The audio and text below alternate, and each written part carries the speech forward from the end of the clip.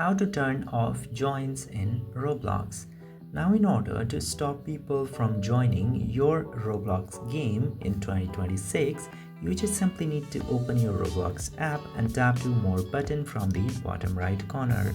After tapping in there, scroll down until you see the option of settings, and after that open settings, and then you will see the option of privacy and content restrictions. Select privacy and content restrictions, and after opening that section you are going to see the option of visibility and private service. Select the option of that, and then first of all choose visibility, and in the visibility set online status to no one, and after setting that set slow current experience to no one, and then go back and select private service.